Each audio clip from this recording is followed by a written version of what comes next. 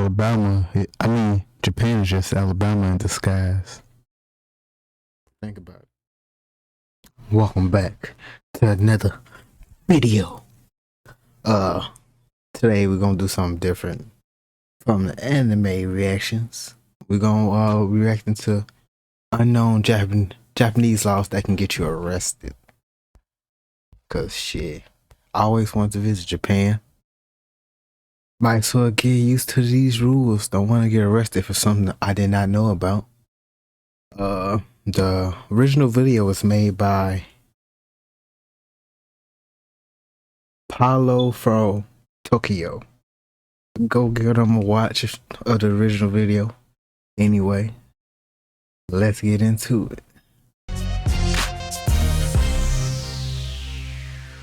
Over the years, I've come across some Japanese laws that aren't completely That shit loud. especially those visiting Japan. So I wanted to make this fun video and share it. Sorry about that, people. In fact, these Japanese laws are ones that many Japanese consider manners or common sense, but they've taken it one step further and made it official law, just in case someone decides to go against the grain. Whether or not Japanese authorities decide to prosecute, though, may be a different story. But nonetheless, these laws are maybe one of the reasons why things in Japan stay in order. But before I start this video, like always, if you want to see what I'm doing on the daily, check out my Instagram account. If you want to help support the channel, check out the Shibuya merch. And if you have any questions about Japan or your Japan travels, check out my Discord community.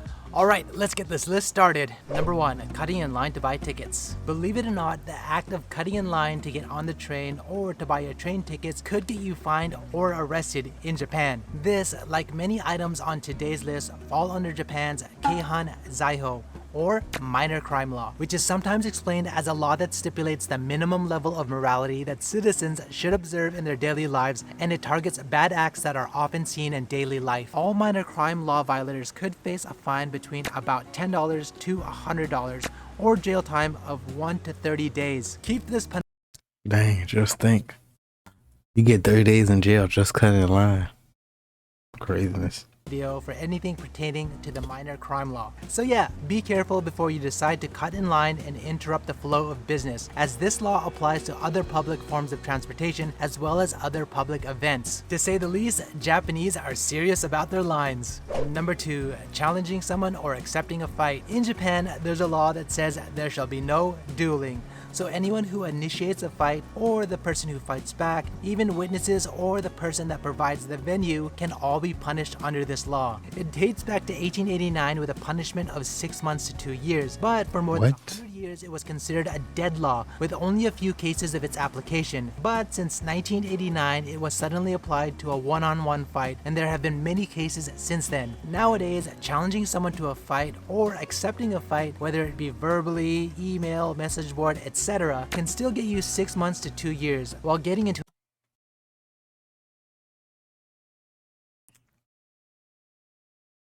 Fuck that.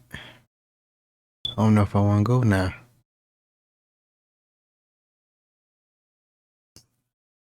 I guess it's peaceful there. Shit. an actual fight will up it from 2 to 5 years. If somehow you injure someone in the fight, you can get fined starting from about $5,000 and face up to 15 years in prison. Spectators are also on the hook and can get between 1 month to 1 year imprisonment. Sounds like flight is the best option in Japan. Number 3, giving the wrong direction to a delivery person. So the act of lying when asked for directions could land Ooh. I can see how awkward that would get. But yes, can you show me to where Pizza Hut is? Yeah, I think it's over there. I don't know. I'm new here. Still ends up in jail. land you in some hot water in Japan, and it actually violates 2 Japanese laws. The first crime is interfering with the business of another person via prank, as defined by the minor crime law, while the second crime is the obstruction of business by deception, which is defined by Article 233 of the Japanese Penal Code, punishable up to about $5,000 or up to 3 years in prison, which is obviously more severe than the minor crime law's punishment. Which law applies will depend on the severity of the maliciousness, so pranksters be warned. Never mind. I don't see how low Paul can go to. No, I can't do it. I can't do it, man. Number 4. Dumpster diving. In this case, another man's trash may not be another man's treasure. In Japan, garbage disposal, believe it or not, is big business, as waste collected from residents is likely resold to recyclers, a huge profit for local governments, so much so that many have enacted city ordinances preventing anyone but designated personnel from taking away the trash. In other words, taking someone else's trash is a punishable offense in Japan and on several different levels. First, a violation of city regulations punishable by fines. Then a theft crime, as waste discharged from households is considered property of the city, punishable up to about $5,000 or up to 10 years. obviously more severe than the minor crime law's punishment. Also, a home invasion crime if the garbage dump is on a non-public road or apartment premises, which is trespassing and is fined up to about $1,000 or up to 3 years in prison. Finally, it also violates the minor crime law by entering a prohibited place without justifiable reason, and again punishable under Japan's minor crime law. For example, in November of 2018, a female in her 60s was reported by neighbors and then arrested for stealing cans from a local city garbage dump site. In reality, she was collecting the cans as a form of goodwill, working towards 1,200 kilograms of aluminum cans so she could donate it to the City Council of Social Welfare. She had already contributed 4 wheelchairs prior in the same way. Nonetheless, it was still considered theft in Japan, and she was lightly punished. So I guess in Japan, another man's trash will just get you arrested. So before we continue on, I want to give a quick shout out to our sponsor for this video, Squarespace. If you don't already know, Squarespace is the #1 way to build your online presence. If you watch any of my videos, you know I love Squarespace, and here are some of the reasons why. Whether you're starting your passion project or building a business, Squarespace has I'm gonna let it continue. done while also looking Let him get his obviously bag. professional at the same time. They support numerous portfolios and gallery designs which you can customize and even password protect so the right people see your work. Use its fully integrated blogging tools and commenting features such But as shit, that's crazy. and likes to help engage your community. And my favorite, built-in analytics to They just making everybody get arrested in Japan. trend over time. You know the drill. Go to squarespace.com today for your free trial, and when you're ready to launch, go to squarespace.com. Cut in line, you go to jail. Get 10% off your first domain. You going someone else's trash, you going to jail. 5. Stopping a wedding. You've probably seen in the movies where the minister goes, "Does anyone object to this wedding?" and a guy stands up and says, "I do." Well, something like that could be a punishable crime here in Japan if done as a prank. Japan's Oh, okay, a prank. says you may not interfere with public and private ceremonies as a prank, whether it be a wedding or other ceremony like graduation or entrance ceremony. Now, if the prank interferes with a business like the wedding hall and has the intent to assault, threaten, intimidate, etc., it could violate Japan's penal code, obstruction of business, with a Penal. of about $1,000. Sounds sexual. 1 year in prison. So does anyone object to this wedding? I guess not. Let's move on. Number 6, ice cream in the mail post. Really? This one's on the list?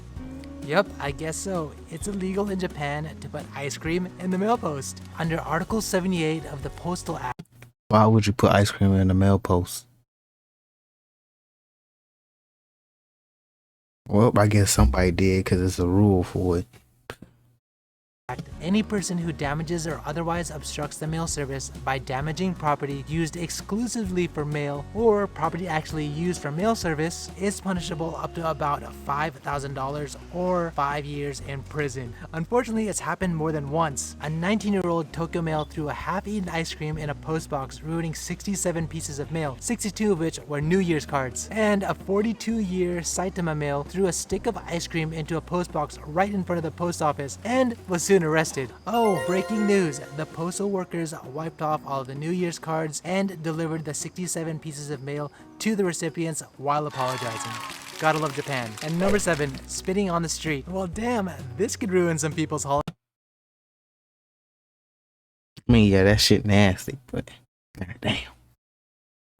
Any person who spits or urinates or causes others to spit or urinate in the street, park, or places where the public congregate violate the minor crime law and is punishable as mentioned before. This minor crime law was established to maintain public hygiene and public morality. For example, in May 2020, a male in his 60s was charged in Osaka for spitting in front of a Japanese pickle shop. Apparently, the store had been filing complaints against the man's violent actions for about 1 year, and the police finally arrested him at the scene of the crime. So yeah, don't spit, pee, or poop on Japan. And there you go. Let me know what you thought about these laws in the comments and how it compares to your country.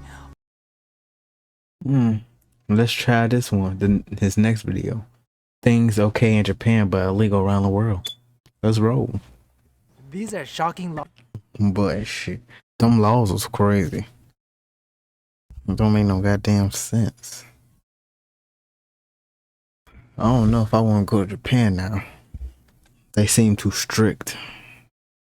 Laws that are okay in Japan but illegal around the world.